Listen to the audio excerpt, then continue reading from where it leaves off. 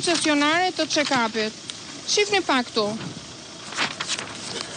Vilma Nushi kishte në kontratë për të ndërtuar 20 laborator. 20 laborator që kishin akses publik dhe që të gjithë qytetarët që ishin brenda fashave, një herë 40 deri në 65 dhe më pas që u ndryshua 35 me 70, të kishin akses të afërt për të bërë analizat e check-upit.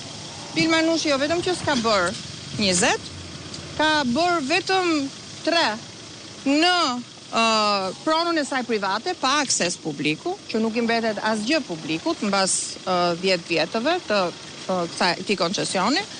Dhe pjesën më të madhe, 10 prej tyre i ka nënkontraktuar, po do thoni ju çfarë të keqe ka nënkontraktimi. E para ka të keqe sepse është shkelur kontrata, nuk ka ndërtuar 20 laborator. Po prisni pak, shife çfarë bën Vilma Nushi. E kam thënë edhe në komision hetimor.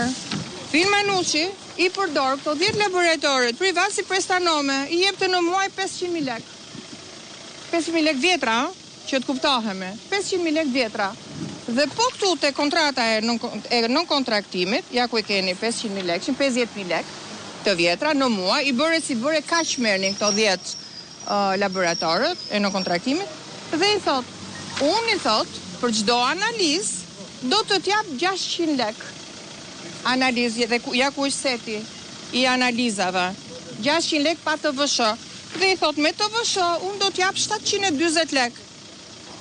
A e dini ju sa paguhet Vilma për një komplet analizash check-upi? Pra, Vilma i pagua në kontraktori 720 lek, ose 7.400 lek të vjetra, dhe merr nga shteti 18.420 lek.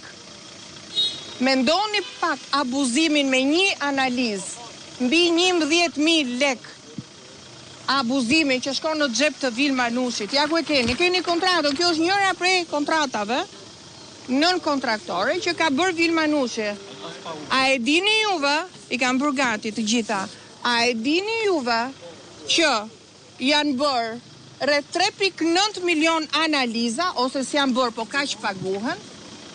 Shumëzojeni pak dhe do shifni se sa është abuzimi vetëm me pagesën e analizave, dhe kjo është vetëm njëri prej fakteve dhe provave që unë i kisha me vete.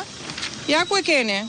Ja rreth 3.9 milion analiza që janë bërë, mund t'jenë më shumë se kaq që sot që neve flasim. Shteti i paguan Vilmës 18.420 lek. Shive sa paguan Vilma? 720 lek. Vetëm me këto shifni pak abuzimin. 4.3 miliard lek. Kjo është vetëm njëri. Do vijoj herës tjetër, u la seanca e radhës, u la për në datë 24, ora 9, dhe një gjë tjetër dhe një fakt tjetër. Sot që neve flasim, a e dini ju që afati periudha e koncesionit të check-upit ka përfunduar në mes të janarit, dhe pa asnjë amendim kontrate, Vilma Nushi vazhdon paguhet për një koncesion që nuk ka amendim kontrate. Spaku ishte prokurori Spakut, e dëgjoj.